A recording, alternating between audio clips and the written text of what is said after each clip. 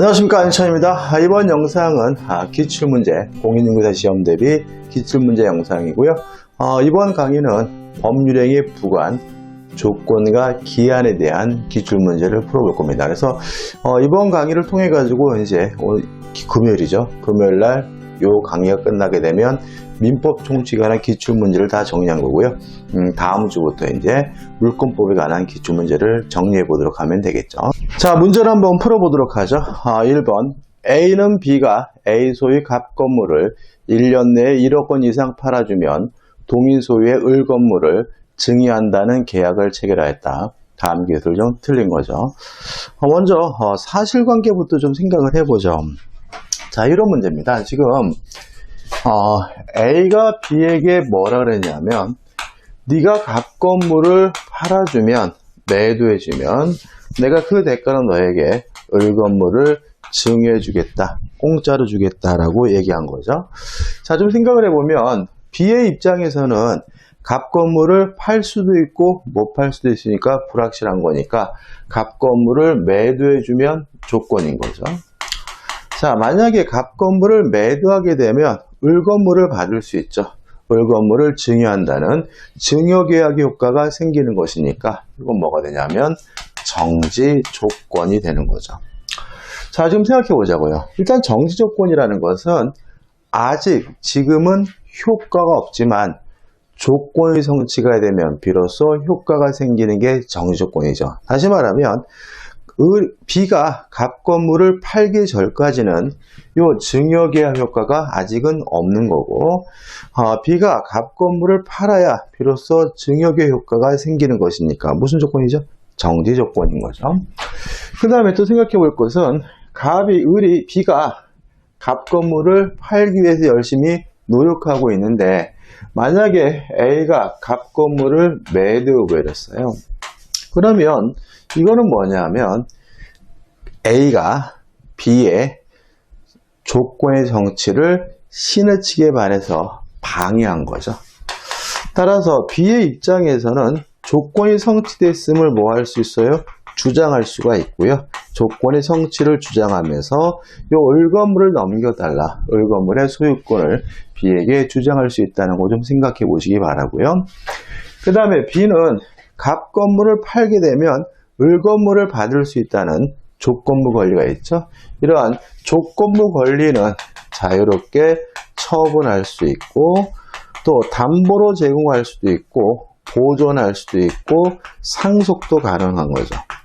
특히 이렇게 부동산에 관한 권리라면 보존하기 위해서 뭐 하는 것이 가능하죠? 등기하는 것이 가능하다, 가등기하는 것이 가능하다는 것도 좀 생각해 보시기 바랍니다. 자, 이제 지문을 보면서 좀 추가로 더 설명드려야 될 것 같아요. 1번입니다. 1억 원 이상 팔 수 있는지 여부가 결정되기 전이에요. 그러면 아직 증여계 효과가 없는 거죠. A 과실로 을 건물이 소실됐어요. 그러면 아직 효과가 없다는 무효니까 A 과실로 을 건물이 소실됐더라도 지금까지는 아무 문제가 없는 거죠. 근데 B가 1년 내 갑 건물을 1억 원 이상 팔았어요. 그러면 증여계약 효과가 발생한 것이니까 A는 약속대로 을 건물을 줘야 되는데 못 주게 되겠죠. 다시 말하면 과실로 채무를 이행할 수 없게 된 것이니까, 만약에 A가 B에게 약속한 대로 을 건물을 주지 못한다면 뭐가 되는 거죠? 채무 불이행이 되는 거죠. 따라서 A는 B에 대하여 손해배상 의무를 진다. 맞는 지문이죠. 2번, 계약할 때 이미 갑 건물이 소실된 경우 계약은 무효이다. 이거를 우리가 이미 갑 건물이 소실됐으니까 원시적 불능, 그러니까 무효다, 이렇게 이해하시면 안 돼요. 좀 생각해 보실 게 있는데, 여러분들이 이 조건과 관련해서 반드시 외워야 될 게 있습니다. 기, 정조, 기해무, 불정무, 불해조죠. 기성조건이 정지조건이면 조건 없는 법률행위고요. 기성조건이 해제조건이면 무효고, 기정조, 기해무죠. 불능조건이 정지조건이면 무효고, 불능조건이 해제조건이면 조건 없는 법률행위다. 불정무, 불해조입니다. 자, 그럼 생각해 보자고요. 자, 계약할 때 이미 갑 건물이 소실됐어요. 그러면 B의 입장에서는 갑 건물을 팔 수가 없는 거죠. 그럼 뭐죠? 불능 조건인 거죠. 그 다음에 이게 무슨 조건이죠? 정지조건이니까 불정무 해가지고 그 계약은 무효이다. 맞는 지문이죠. 다시 말하면 기정조, 불정무, 불해조는 반드시 기정조, 기무, 불정무, 불해조는 반드시 암기해 두셔야 됩니다. 3번 B는 갑 건물을 1억 원 이상으로 팔 수 있는 여부가 결정되기 전에도 을 건물에 대하여 자기 권리를 등기할 수 있다. 맞죠? 자, B의 입장에서는 자신의 조건부 권리는 처분할 수 있고 담보로 제공할 수도 있고 상속도 되고요. 보존하는 것이 가능하고 부동산에 대한 권리라면 뭐 할 수 있습니까? 가등기할 수 있으니까 권리를 등기할 수 있다. 맞는 질문이죠. 4번 B가 1년 내 갑 건물 1억 원에 매수할 상대방을 찾았는데도 A는 타인에게 갑 건물을 9천만 원에 팔았어요. 그러면 A는 B의 조건 성취를 C는 측에 반해서 방해한 것이니까 B 입장에서는 조건이 성취됐음을 주장할 수가 있는 거고요. 을 건물을 넘겨달라고 요구할 수 있는 것이니까 이 경우 B는 A에 대하여 을 건물의 소유권을 주장할 수 있다는 지문은 맞는 지문이죠. A에게 주장할 수 있는 겁니다. 타인에게 대항하려면 뭐가 필요하죠? 등기가 필요한 거죠. 답은 5번입니다. 답이 좀 싱거운데 조건 성취 효과는 과거로 소급하지 않습니다. 다만 당사자 간의 특약으로 소급시키는 것이 가능하므로 5번 B가 1년 내 갑 건물을 1억 원 이상 1억 이상 판 경우 증여는 그때부터 효력이 생기며 당사자 사이의 특약에 의해서도 그 효력을 소급해서 발생시킬 수 없다. X죠.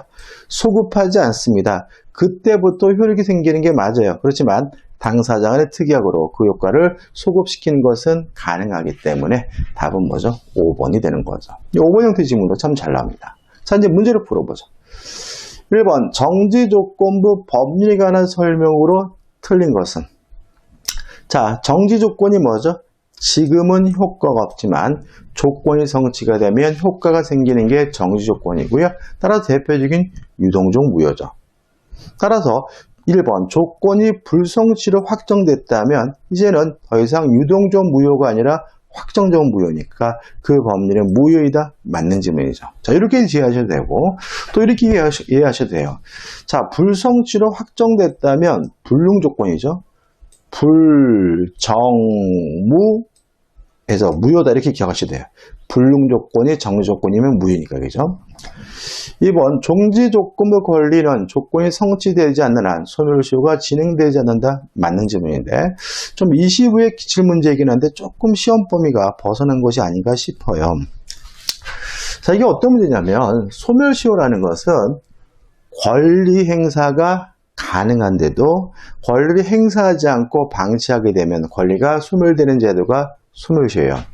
따라서 소멸시효는 언제부터 시작이 되냐면 소멸시효 시작점 기산점은 권리 행사가 가능한 때부터 시작이 되는 거거든요. 자, 소멸시효 언제부터요? 권리 행사가 가능한 때부터. 예를 들어 돈을 빌려주면서 12월 31일 날 갚아라. 그러면 12월 31일에야 권리 행사가 가능하니까 소멸시효는 12월 31일부터 시작되는 거죠. 자, 한번 생각해 보자고요. 자, 정지조건이란 현재 지금은 효과가 없죠. 조건이 성취가 돼야 비로소 효과가 생기는 거죠. 그러면 정지조건부 법률행위는 언제 권리 행사가 가능합니까? 조건이 성취가 돼야 권리 행사가 가능하고요. 따라서 조건 성취가 됐을 때 소멸시효가 진행이 되고 시작이 되는 거죠. 따라서 2번 정지조건부 권리는 조건이 성취되지 않는 동안 소멸시효가 진행되지 않는다. 맞는 질문이죠. 제가 지금까지 설명드린 건 뭐죠? FM이고요. 야매로 설명드리면 이런 거죠. 자, 정지조건이 조건이 성취되지 않았다면 무효잖아요. 그죠? 성취되지 않았다면 무효니까 당연히 소멸시효가 진행되지 않는다. 이렇게 이해하셔도 되는 거죠. 3번 조건 성취가 미정인 권리는 일반 규정에 의하여 처분할 수도 있고요. 보존할 수도 있고 담보로 제공할 수도 있고 상속도 됩니다. 4번 조건 성취 효력은 원칙적으로 법률행위가 성립한 때부터 발생한다. X예요. 자, 이게 참 말장난인데 이런데 자, 이런 얘기입니다. 요 시점에 법률행위를 했어요. 법률행위가 성립된 거죠. 그러고 나서 요때 조건이 성취가 됐습니다. 자, 그럼 생각해 보세요. 조건 성취 요건이 원칙적으로 소급하지 않으니까 조건이 성취된 때로부터 효과가 생기거나 성취된 때로부터 효과가 없어지는 거죠. 따라서 법률행위가 성립된 때로부터 효과가 생긴다는 말은 별도의 특약이 없는데도 불구하고 조건이 성취되면 그 효과가 소급된다는 의미이기 때문에 뭐가 되는 거죠? X가 되는 거죠. 다시 한번 읽어볼까요? 조건 성취 효력은 원칙적으로 법률행위가 성립한 때부터 발생한다. X. 왜냐하면 조건 성취 효과는 원칙적으로 뭐 되지 않습니까? 소급되지 않으니까. 5번입니다. 자, 소유권 유보부 매매죠. 자, 이 대표적인 뭐냐면 정지 조건입니다. 과거에 우리가 카드를 많이 안 쓸 때 뭐 전축이나 TV 같은 고가 제품을 구매할 때 월부로 구매할 때 보통 이루어지는 게 소유권 유보부 매매거든요. 계약 내용이 이렇습니다. 내가 너에게 이 전축을 인도해 주지만 매도인인 나에게 아직도 소유권이 유보되어 있는 거다. 이게 뭐죠? 소유권 유보부 매매예요. 그러면 매수인 입장에서는 아직 인도받아서 그 전축을 쓰고 있더라도 자신에게는 소유권이 없는 거죠. 그러면 언제 소유권을 취득하게 되냐면 월부금을 완납하면 그때 비로소 뭘 갖게 돼요? 소유권을 취득하게 되니까 이러한 소유권 유보부 매매는 대표적인 정지 조건부 거래로 이해하게 되는 거죠. 다시 말하면 인도받은 매수인은 아직도 소유권이 없다. 월부금을 매매대금을 완납해야 비로소 소유권을 갖게 되고요. 따라서 5번 소유권 유보 약정이 있는 경우 특별한 사정이 없는 한 매매대금의 전부의 지급이라는 조건이 성취될 때까지 매도인이 목적물의 소유권을 보유한다. 맞는 지문이고 따라서 매수인은 전부를 지급해야 비로소 소유권을 취득하게 되니까 소유권 유보 매매 유보 약정은 대표적인 정지 조건부 거래로 이해합니다. 답은 4번입니다. 2번입니다. 조건부 법리에 관한 설명으로 틀린 것은 1번 상대방이 동의하면 채무 면제 조건을 붙일 수 있다. 자, 이게 좀 문제가 좀 있어요. 뭐가 있냐면은 이런 겁니다. 자, 승낙을 받지 않고 일방적으로 하는 단독행위는 원칙적으로 조건을 붙일 수 없습니다. 다만 상대방으로부터 동의를 얻었거나 아니면 상대방에게 이익만을 주는 단독행위는 동의가 없다 하더라도 조건을 붙이는 것이 가능합니다. 그러면 채무 면제는 대표적인 상대방에게 이익만을 주는 단독행위이기 때문에 동의가 없다 하더라도 조건을 붙이는 것이 가능해요. 그러면 상대방이 동의하면 채무 면제 조건을 붙일 수 있다는 지문은 뭐로 이해될 수 있죠? X로 이해될 수 있는 거죠. 자, 근데 이 문제의 답은 여러분 보시다시피 3번입니다. 자, 우리 민법은 조심할 것이 뭐냐면 항상 오답 시비가 있어요. 오답. 그리고 작년에도 복수정답 처리된 게 있었단 말이죠. 매년 한두 문제씩 나오는데 그런 경우에는 일반적으로 복수정답 처리 잘 안 해주고요. 모두 정답 처리 잘 안 해줍니다. 잘 안 해주고 보다 더 명확하게 틀린 것만을 답으로 하는 경우가 일반적이거든요. 3번부터 볼게요. 조건을 붙이는 것이 허용되지 않는 법률행위.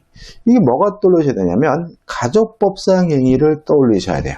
자, 가족법상 혼인한다, 이혼한다, 약혼한다 같은 가족법상 행위는 조건을 붙일 수 없거든요. 근데 조건을 붙이면 조건만 무효인 것이 아니라 법률행위 전체가 무효인 거죠. 다시 말하면 가족법상 법률행위에 조건을 붙이면 조건만 무효인 것이 아니라 법률행위 전체가 반사회적인이라는 이유로 무효가 된다는 것이 우리 판례 입장이에요. 따라서 다른 정함이 없으면 그 조건만 분리하여 무효로 할 수 있다는 지문은 명백히 뭐가 되는 거죠? X가 되는 거죠. 그러면 여기서 이제 고민이 생기는 거죠. 1번도 틀린 것 같고 3번도 틀렸는데 뭐가 답인 거죠? 3번이죠. 보다 명확한 거죠. 자, 이런 얘기입니다. 이렇게까지 하면 안 되는데 자, 채무 면제는 동의를 안 받고더라도 조건을 붙이는 것이 가능해요. 따라서 동의를 얻어서 채무 면제에 조건을 붙인다는 말은 뭐로 볼 수 없는 거죠?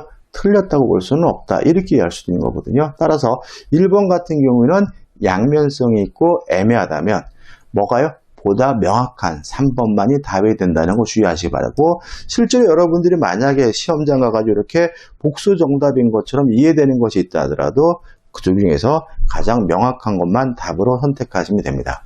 자, 1번에 대해서는 이 지문을 기억하는 게 아니라 어떻게 기억하십니까?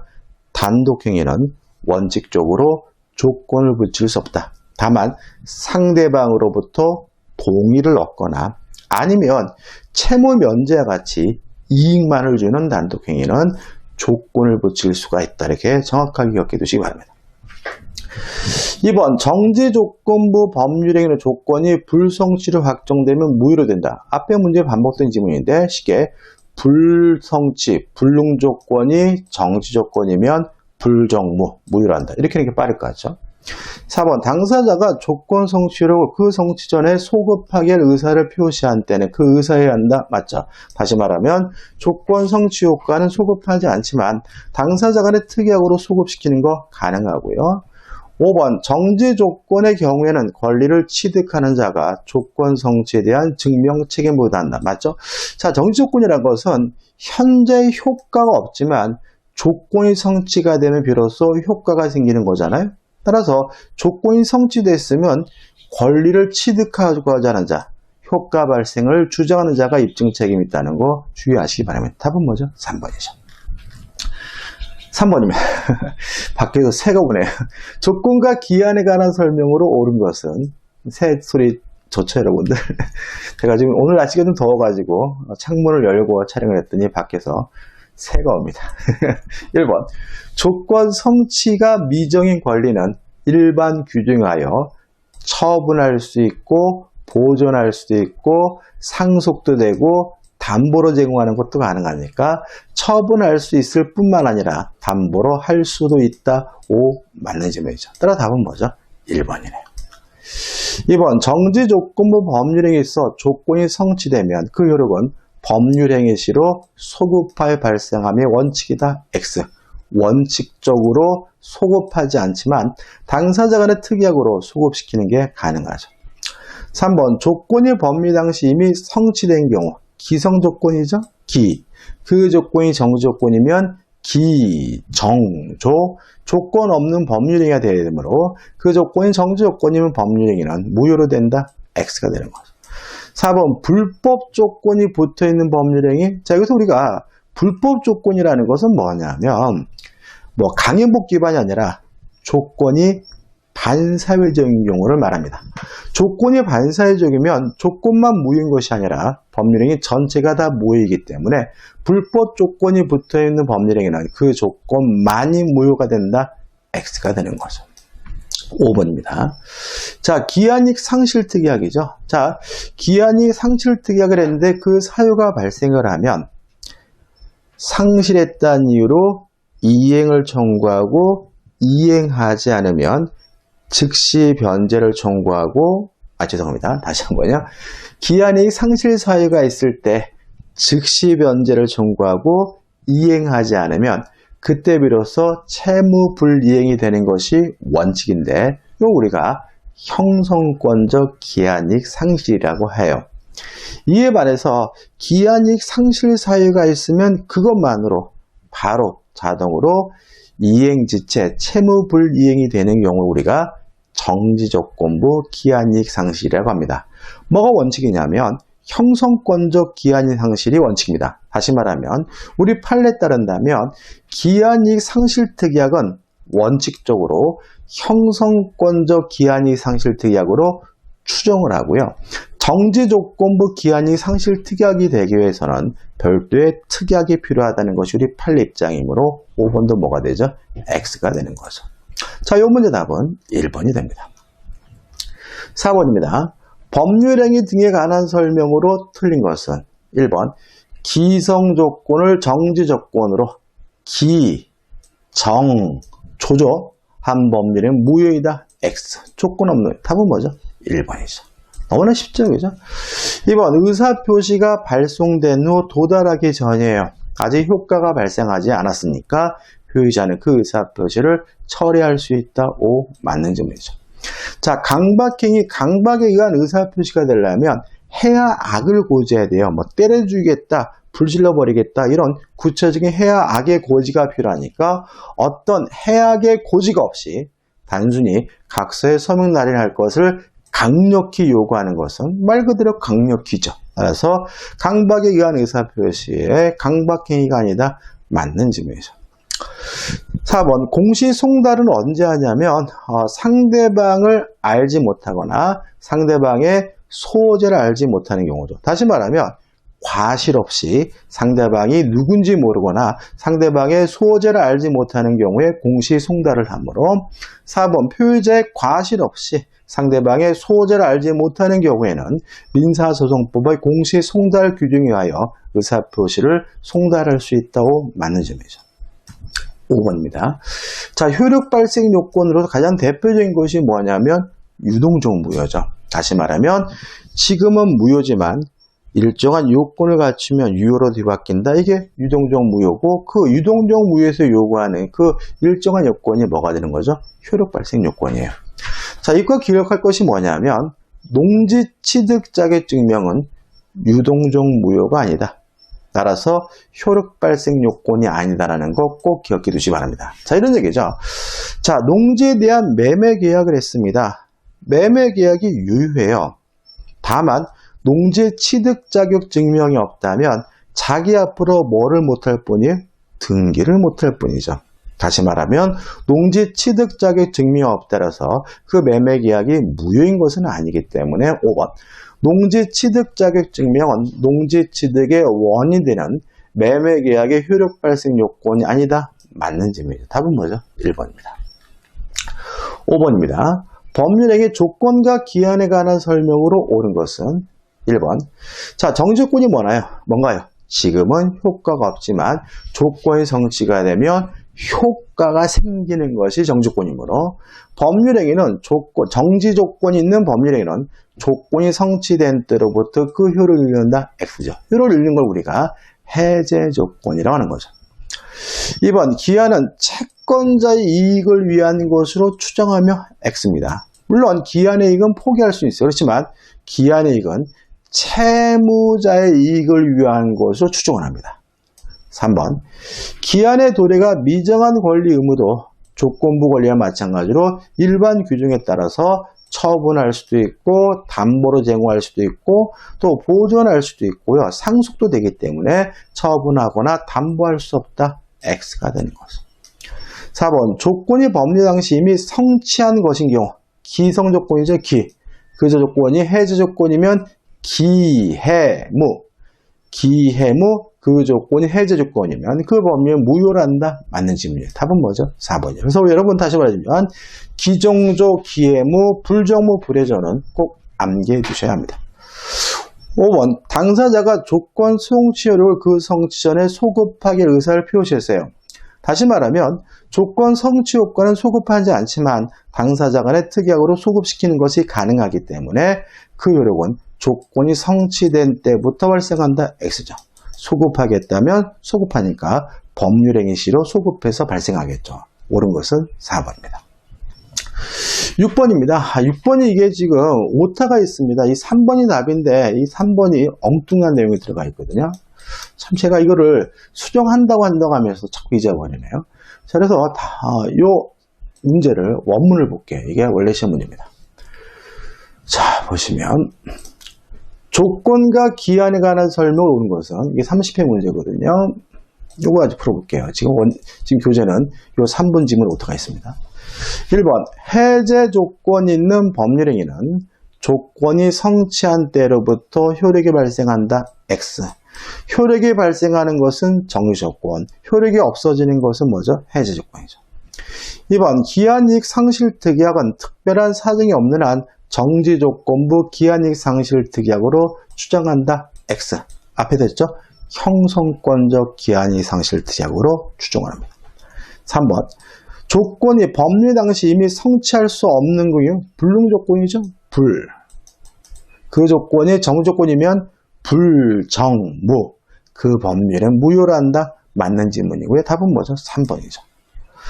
4번. 불확실한 사실의 발생 시기를 이행기한으로 정했어요.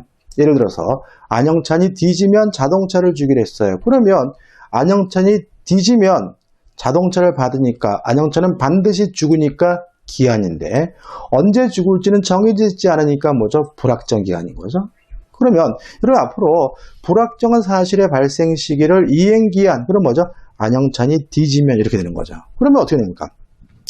제가 진짜 죽어도 이행기가 도래하는 거고요. 제가 실종이 되는 바람에 죽었는지 살았는지를 확인하는 것이 불가능하게 됐더라도 이행기가 도래했다는 것이 우리 판례 입장입니다.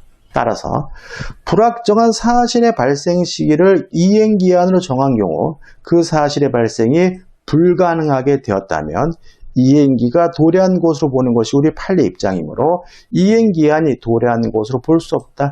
X가 되는 거죠.